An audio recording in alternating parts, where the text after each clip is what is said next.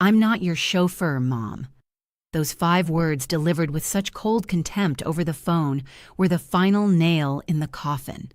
What my daughter Lauren didn't know was that I'd already been to see my lawyer 3 days earlier. And when he called her 2 months later with the news, the sound of her screaming could probably be heard 3 counties over. My name is Diane Mitchell. I'm 68 years old, and this is the story of how my own daughter showed me exactly who she really was, and how I made sure she'd never forget it. Before we begin, I'd love to know where you're all watching from today. Are you joining me from somewhere warm and sunny, or are you bundled up against the cold like I am here in Ohio? Drop your location in the comments. I love hearing from you all. Now, let me tell you how we got here. I raised Lauren on my own after her father walked out when she was 3 years old. I worked double shifts as a nurse, put myself through night school to get my RN degree, and made sure my baby girl never wanted for anything: dance lessons, piano lessons, summer camps, a car when she turned 16, and a completely paid-for education at Ohio State University. I didn't do it for gratitude. I did it because that's what mothers do. We sacrifice, we give, we love unconditionally. Or at least, that's what I thought love was supposed to look like. Lauren graduated with a business degree and immediately married Connor, a real estate developer she'd met her senior year. I liked Connor at first. He was charming, ambitious, and seemed to genuinely care about my daughter. They had a beautiful wedding that I helped pay for, bought a house in an upscale suburb 40 minutes from my home, and settled into their picture-perfect life. That's when things started to change. At first, it was small things. Lauren would cancel our weekly Sunday dinners at the last minute. "Connor has a work thing," she'd say. Or, "We're just so busy with the house renovations." Then the phone calls became less frequent, our conversations shorter, more strained. I told myself it was normal. She was building her own life, her own family. I didn't want to be one of those clingy mothers who couldn't let go. But then came the requests. "Mom, can you loan us $20,000? Connor's investment deal needs a little more capital." "Mom, we're redoing the kitchen. Could you help us out? Maybe $30,000? "Mom, Connor wants to buy this rental property, but we're just a bit short. $45,000 would really set us up." Every single time I said yes. I dipped into my retirement savings, the nest egg I'd built up over 40 years of hard work and careful planning. Because that's what mothers do, right? We help our children succeed. I never asked for the money back. Lauren assured me these were investments in our future, and that I'd always be taken care of. Connor would nod, seriously, and shake my hand, promising that when their ship came in, they'd remember everything I'd done for them.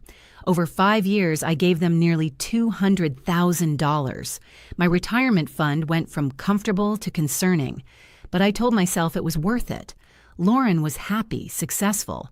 She'd bought a Mercedes, they'd renovated their entire house, taken trips to Europe and the Caribbean. Seeing my daughter thrive, even if it was with my money, gave me a sense of purpose. And then I got the diagnosis. It started with fatigue that wouldn't go away, then dizziness. My hands would shake for no reason. At first, I chalked it up to getting older, working too hard. But when I nearly fainted during a shift at the hospital where I'd worked for 32 years, my supervisor insisted I see a doctor. The tests took 3 weeks, 3 weeks of anxiety, sleepless nights, and trying to stay positive, while my body betrayed me in small, terrifying ways. Dr. Patel called me into his office on a Tuesday afternoon in March. I remember the date because it was 2 days before Lauren's birthday, and I'd been planning to take her to lunch at her favorite restaurant. "Diane, you have atrial fibrillation," he said, his kind eyes serious behind his glasses. "Your heart's electrical system isn't functioning properly. The good news is it's treatable, but we need to monitor you closely and adjust your medications carefully. You'll need regular checkups, and you absolutely cannot drive for at least 60 days while we get your dosage stabilized." I felt the floor drop out from under me. No driving? I lived alone. I had bills to pay, groceries to buy, doctor's appointments to keep. "What about work?" I asked, though I already knew the answer. "You need to take medical leave immediately," he said gently.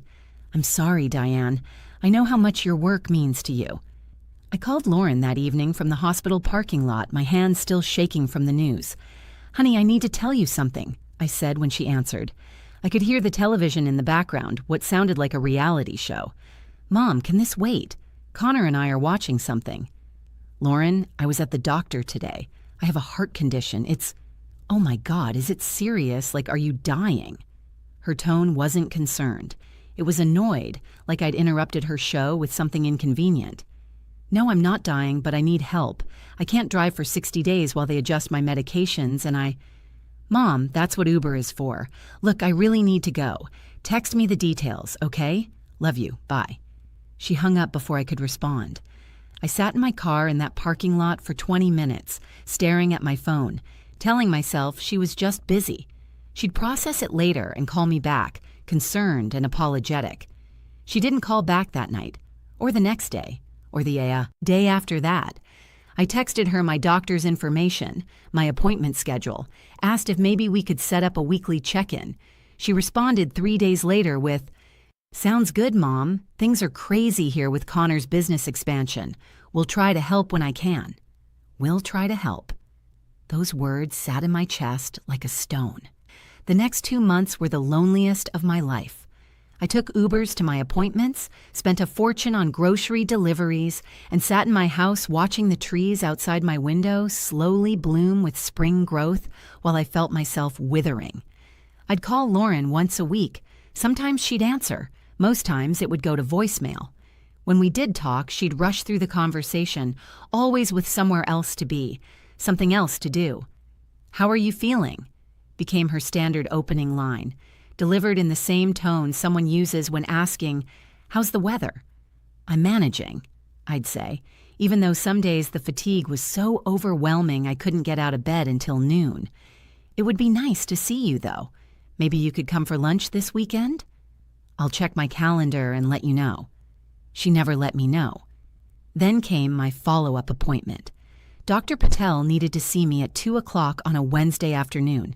I'd scheduled it weeks in advance. The night before, I called Lauren. "Honey, I have my important appointment tomorrow, the one that determines if my medication is working. Could you possibly drive me? It's at 2 and..."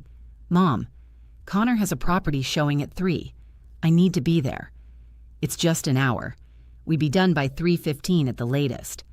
"You know what Ubers are, right? You're not helpless, Mom. I can't just drop everything every time you need something." Every time I needed something.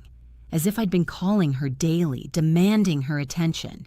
As if I hadn't given her everything I had for 35 years. "Lauren, I gave you $200,000.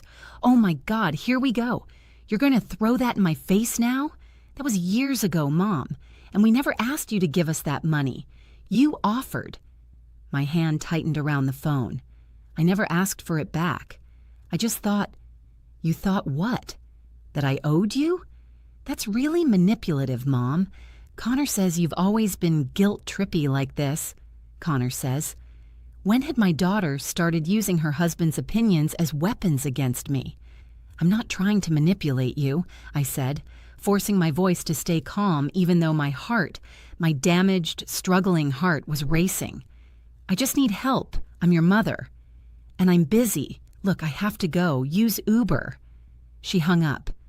I sat there in my quiet house, the phone still pressed to my ear, listening to the dead silence on the other end. Something inside me cracked open then, something that had been slowly breaking for months, but had somehow held together through sheer force of maternal will.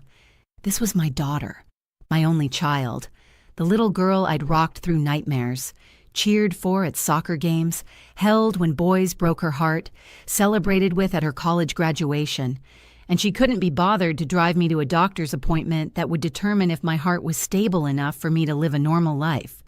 That night, I didn't sleep. I lay in bed staring at the ceiling, replaying every interaction with Lauren over the past 5 years, and for the first time, I let myself see the pattern I'd been denying. She called when she needed money. She visited when it was convenient. She remembered me on birthdays and holidays with expensive gifts that Connor had probably picked out, accompanied by cards with generic messages that could have been written to anyone. But when I needed her, when I was scared and alone and facing a medical crisis, I was an inconvenience, a burden, someone to be handled with the minimum acceptable effort. At 3 a.m, I got up and went to my desk. I pulled out the folder I kept with all my important documents. My will was on top, a simple document I'd drawn up 10 years ago that left everything to Lauren. My house, my remaining retirement funds, my life insurance policy, everything. It wasn't a fortune. After giving her so much money over the years, maybe $350,000 total when you added it all up. But it was mine. I'd earned it. And suddenly, I knew exactly what I needed to do. The next morning, I called Robert Chen. I called Robert Morrison, my lawyer who'd handled my affairs for years. I explained the situation. He listened without interrupting, his silence on the other end of the line somehow comforting. "Diane," he said when I finished, "I want you to think very carefully about this. Estate decisions made in moments of anger can have lasting consequences." "Robert, this isn't anger, this is clarity. I want to change my will. Today." "Are you sure?" I looked around my empty house, thought about the Uber I'd have to take to my appointment that afternoon, remembered Lauren's voice saying, "I'm not your chauffeur." I've never been more sure of anything in my life. 3 hours later, I was sitting in Robert's office signing the new documents. My estate would now go to various charities: the American Heart Association, the Nursing Scholarship Fund at my local hospital, and the women's shelter where I used to volunteer before my health declined. Lauren would get nothing. "She'll contest this," Robert warned me. "Let her try. I'm of sound mind, there are no legal grounds, and I'll include a letter explaining exactly why I made this decision. That's allowed, isn't it?" "It's not just allowed, it's advisable. It shows clear intent and reasoning." So I wrote it. Every word was like lancing a wound, painful but necessary. "To my daughter Lauren, I am leaving you nothing not out of spite, but because you have shown me that your love was transactional, conditional on what I could provide rather than who I am. You have abandoned me when I needed you most, treated me as an obligation rather than your mother, and demonstrated that the only value I held in your life was financial. I hope you find happiness with the money I gave you while I was alive, because you will receive nothing more from me in death. Perhaps someday you'll understand what you lost, not money, but the relationship with the woman who loved you more than life itself. Your mother, Diane Mitchell." I signed the will. Robert's secretary witnessed it, and it was done. That was 3 days before the phone call that started this whole story. The appointment went fine. My medication was working. My heart rate was stable. Dr. Patel said I could start driving again in 2 weeks. I took an Uber home, feeling oddly lighter despite everything. I didn't tell Lauren about the will change. I saw no point. Maybe she'd never need to know. Maybe someday we'd repair our relationship and I'd change it back. But deep down, I knew that was unlikely. 3 days later, my phone rang while I was making lunch. Lauren's name flashed on the screen. I almost didn't answer. "Hello?" "Mom, I need you to watch the house next weekend. Connor and I are going to Napa for a wine tasting event, and our house sitter canceled." Not "how are you?" Not "how was your appointment?" Just a request. "Lauren, I have plans next weekend," I lied. "Seriously? What plans could you possibly have?" The dismissiveness in her voice triggered something in me. All the hurt, all the loneliness, all the months of being treated like I didn't matter came flooding up. "That's really none of your business," I said coolly. "Wow. Okay, Mom, be like that." "Be like what, Lauren? Be like someone who has her own life? I thought you wanted me to be independent, to use Uber, to not drop everything for you. That's completely different." "How? How is it different?" There was a pause. Then, "Fine. Forget I asked." But I wasn't done. 2 months of biting my tongue, of making excuses for her, of trying to be the understanding mother had finally reached its limit. Do you even know how my appointment went? I asked quietly. What appointment? The one you refused to drive me to, the important one, 3 days ago. Another pause. Oh, right. How did it go? The casual tone, the obvious forgetting. It was the final straw. It went fine. My heart is stable. I can drive again soon, not that you cared enough to ask. Mom, don't start with the guilt trip. I'm not guilt-tripping you, Lauren. I'm stating facts. I had a medical crisis, and you treated it like an inconvenience. I needed you, and you weren't there. Oh my God, one ride to the doctor, and you act like I abandoned you. It wasn't one ride. It was months of me being alone, scared and struggling while you were too busy with your renovations and your trips and your perfect life that I helped pay for. There it is. I knew you'd throw the money in my face eventually. I'm not throwing it in your face. I'm reminding you that I gave you everything I had, and when I needed the smallest fraction of that back, you couldn't be bothered. The argument escalated. Lauren's voice got higher, more defensive. She accused me of being manipulative, controlling, unable to let her live her own life. I accused her of being selfish, ungrateful, and cold. Finally, she shouted, "You know what, Mom? I'm done. I'm done with your neediness, your guilt trips, your constant demands. I asked you for one ride. I'm not your chauffeur." The words hung in the air between us like poison. "You're right," I said, my voice suddenly calm. "You're not. You're my daughter. Or at least, you were." What's that supposed to mean? It means I'm done expecting anything from you, Lauren. I'm done hoping you'll suddenly remember that I exist for reasons other than funding your lifestyle. I'm done. Fine. Be done. See if I care. She hung up on me for what would turn out to be the last time we'd speak for 2 months.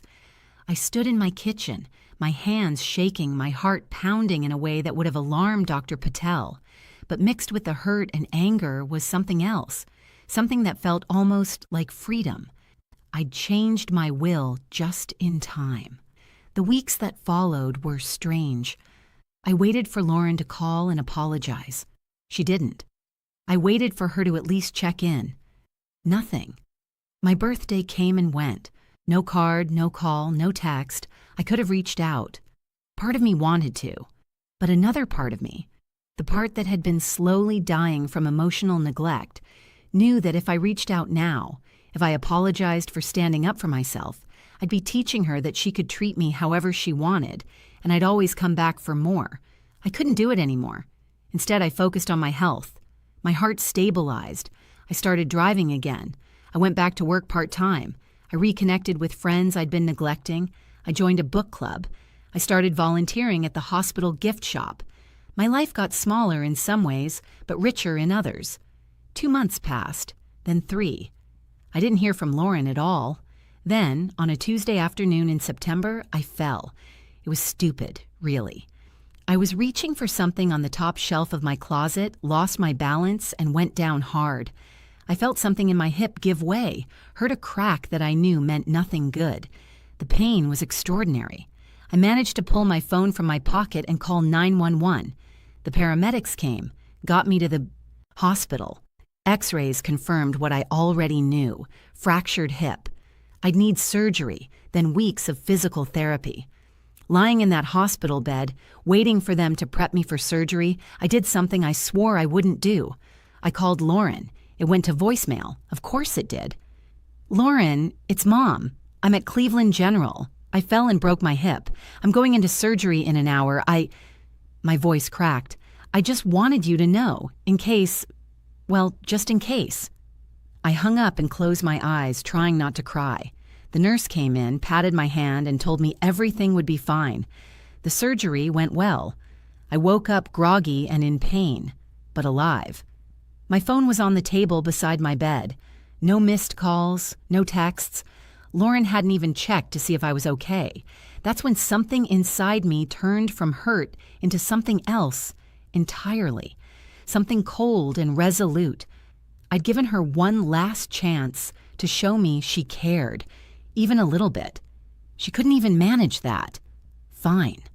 I spent 5 days in the hospital, then 2 weeks in a rehab facility.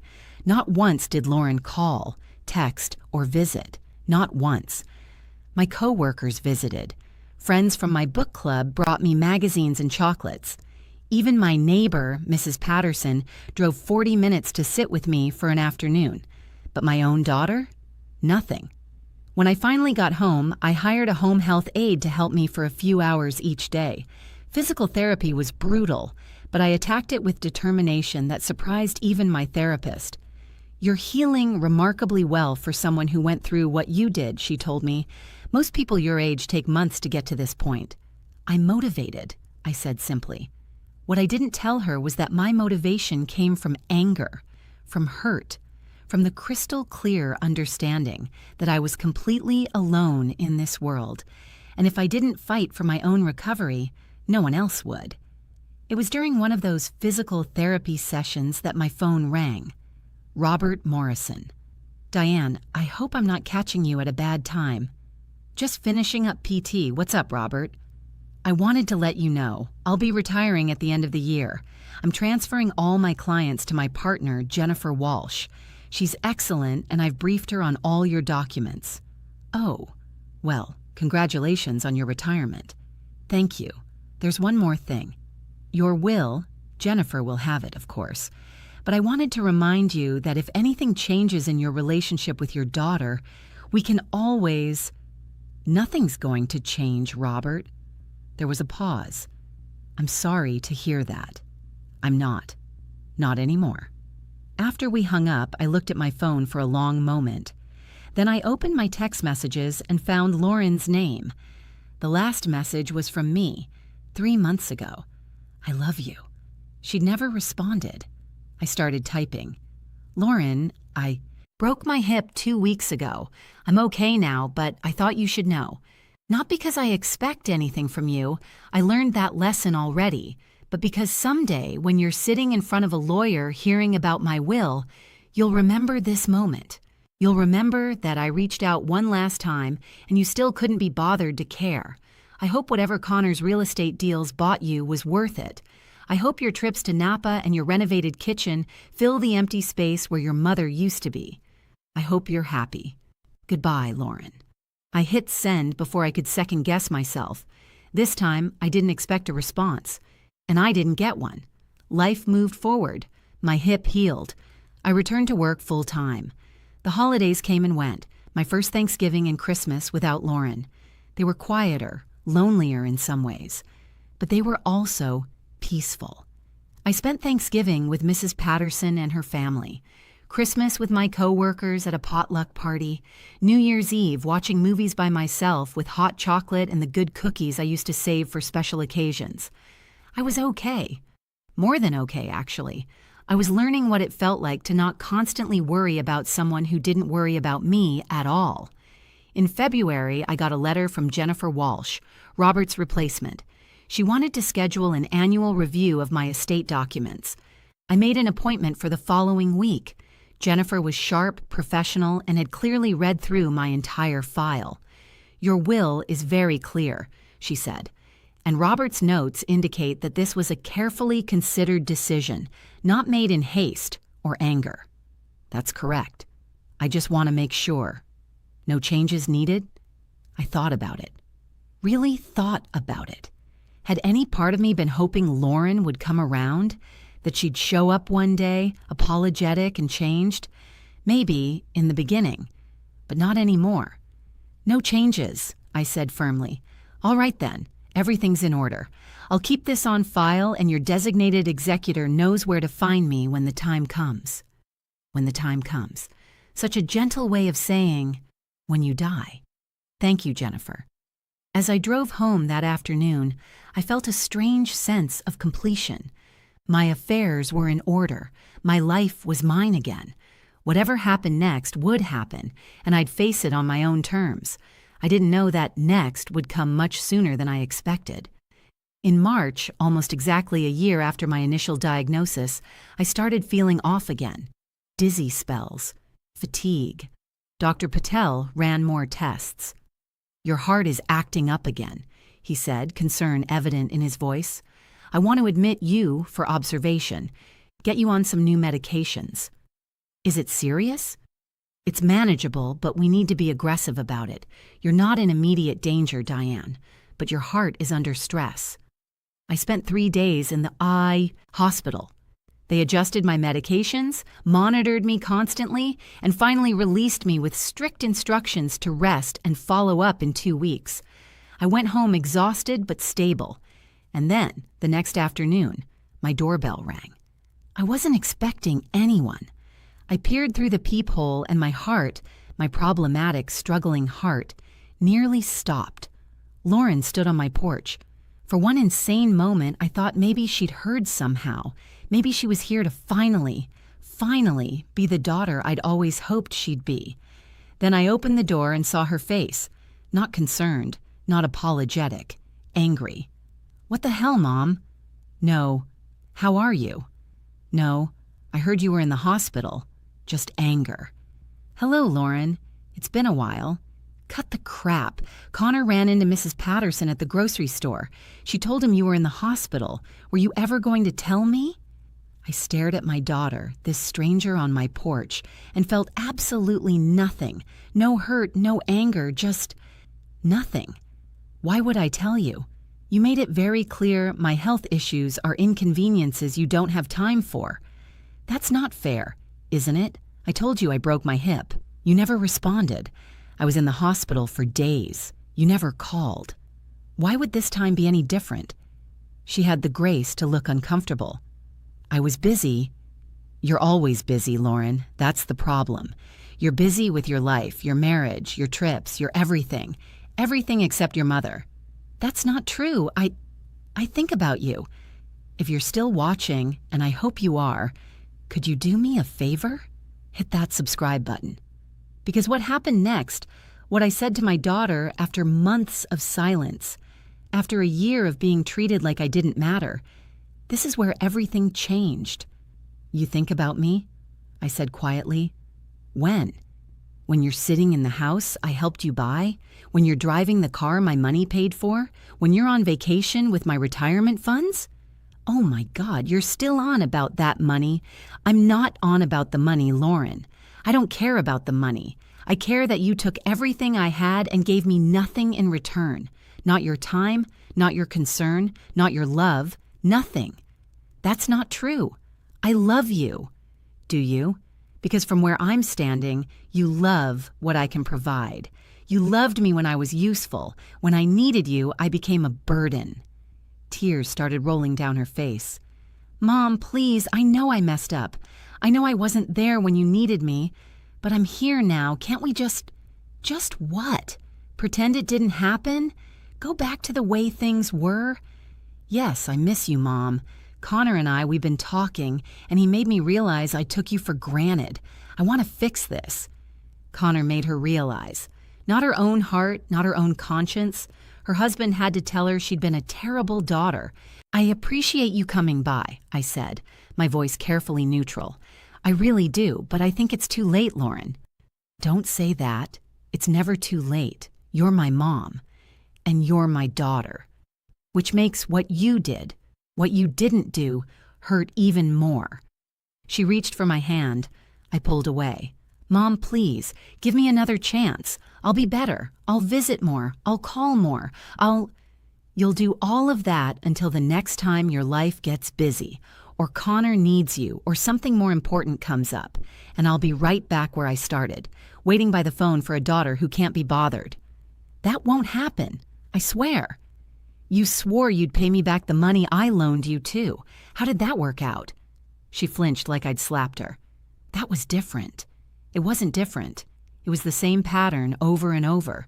You take from me and give nothing back. Not money, not time, not love. Nothing. I'm trying to make it right now. Because you heard I was in the hospital. Because Mrs. Patterson mentioned it and suddenly your conscience kicked in.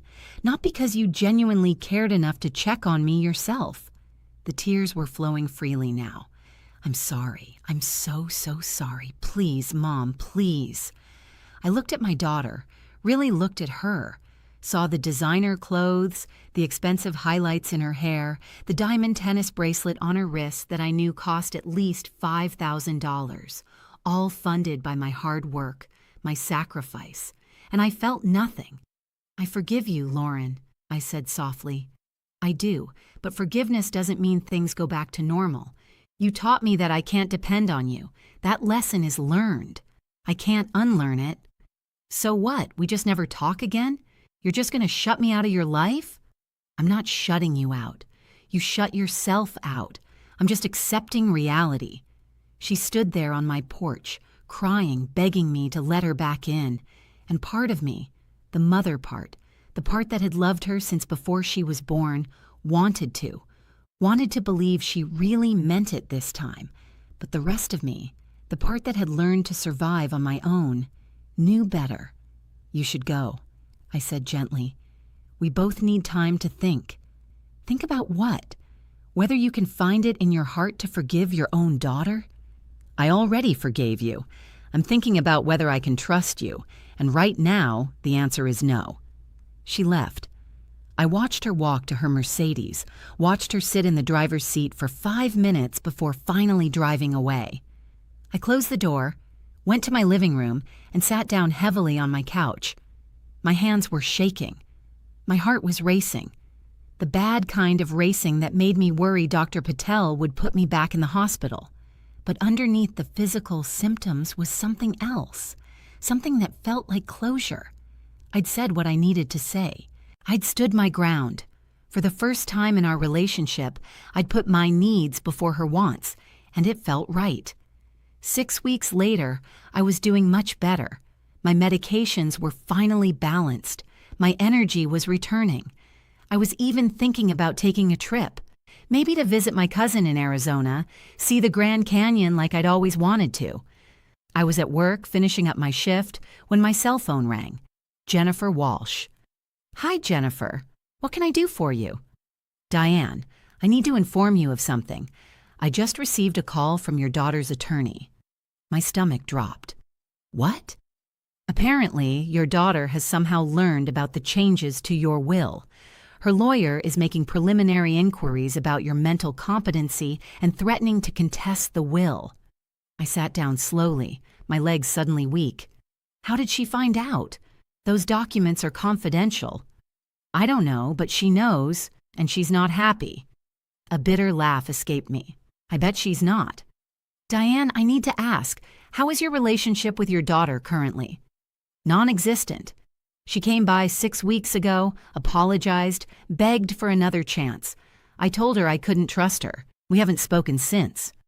"And before that?" "Almost a year of silence, punctuated by me begging for basic consideration and her treating me like a burden." "That's actually good for our purposes. If she contests, we have a clear pattern of estrangement that justifies your decision. Do you have any documentation, text messages, emails?" "Dozens, including ones from when I was in the hospital with a broken hip and she never responded." "Save everything. Forward it all to me. If she wants to fight this, we'll show the court exactly what kind of daughter she was." After I hung up, I sat there for a long moment processing. Lauren knew. She'd somehow found out I'd cut her out of my will, and her first response wasn't to try to repair our relationship. It was to lawyer up. That told me everything I needed to know. 3 days later, Lauren showed up at my house again. This time, Connor was with her. I almost didn't open the door, but something made me do it. Call it morbid curiosity. Call it a need for final closure. "Mom, we need to talk," Lauren said, her voice tight and controlled. "Hello, Lauren. Connor, what brings you by?" "You know exactly what brings us by," Connor said, his charming facade completely gone. "You changed your will and cut Lauren out completely." "That's my right." "After everything we did for you," he started. "Everything you did for me?" I couldn't help but laugh. "What exactly did you do for me, Connor? Besides take $200,000 and ghost me when I needed basic help? We never asked you to give us that money." "No. You just manipulated and pressured and made me feel like a terrible mother if I didn't. Help you invest in your future. And then when I needed you, I'm not your chauffeur, remember? Lauren's face flushed. I apologized for that. Once, after almost a year, and only because Mrs. Patterson mentioned I was in the hospital, your apology was self-serving and meaningless. You're a bitter, vindictive woman, Connor spit out. You can't stand that Lauren built a life without you. With my money, I corrected calmly. She built a life with my money while treating me like an ATM with an annoying personality attached. We're going to contest the will, Lauren said, her voice shaking. You can't do this. I'm your daughter. I'm your only child. Yes, you are, and you should have acted like it. A judge will see through this, Connor said. You're clearly not of sound mind. I'm perfectly sound of mind. I have documentation from multiple doctors confirming it. I also have documentation of every time I reached out to Lauren and was ignored, dismissed, or treated like a burden. Every text message, every voicemail, every unanswered call. Would you like to contest this in court? Because I promise you, a judge will be very interested in reading our text conversations from when I was lying in a hospital bed with a broken hip. Lauren's face went pale. You wouldn't try me. Take me to court, Lauren. Let's air everything out in front of a judge. Let's talk about the money I gave you that you never paid back. Let's talk about you refusing to drive me to a doctor's appointment while I was dealing with a heart condition. Let's talk about you telling me you're not my chauffeur and then not speaking to me for a year. I'm sure that will go great for you. They stood there, Connor's jaw working, Lauren's eyes filling with tears again. I did love you, I said quietly. I loved you more than anything in this world. I would have given you everything, and I did. But love requires some reciprocation, Lauren. It requires showing up, and you never did. So that's it? Lauren whispered. You're really going to die and leave me nothing? I'm going to die and leave my money to organizations that actually help people. The American Heart Association, because heart disease shouldn't be faced alone. The Nursing Scholarship Fund, because young women shouldn't have to work 3 jobs to get through school like I did. The Women's Shelter, because sometimes family is the last place you should turn. You're punishing me. I'm freeing myself from waiting for you to care. There's a difference. Connor grabbed Lauren's arm. Come on, we're wasting our time. Let her die alone and bitter. I won't be alone, I said. I have friends, co-workers, neighbors who've shown me more love in the past year than you have in 5. And I'm not bitter. I'm actually, finally, at peace. They left. Lauren looked back once, her face a mask of hurt and rage, and something else. Something that might have been regret, but came far too late. I closed the door for the final time. That was 4 months ago. I'm writing this from my home office, looking out at my garden where spring flowers are finally blooming. My heart is stable. My life is full. I'm planning that trip to Arizona for next month. Lauren never contested the will. Her lawyer probably advised her it would be expensive, public, and ultimately unsuccessful given the documentation I had. She hasn't contacted me since that day. Sometimes I wonder if I did the right thing, if I should have given her another chance, tried one more time to bridge the gap between us. But then I remember standing in that hospital parking lot calling my daughter to tell her I was scared and needed help. I remember her saying, I'm not your chauffeur, like driving her mother to a doctor was beneath her. I remember spending Christmas alone because she couldn't fit me into her schedule. I remember breaking my hip and waiting for a call that never came. And I know I made the right choice.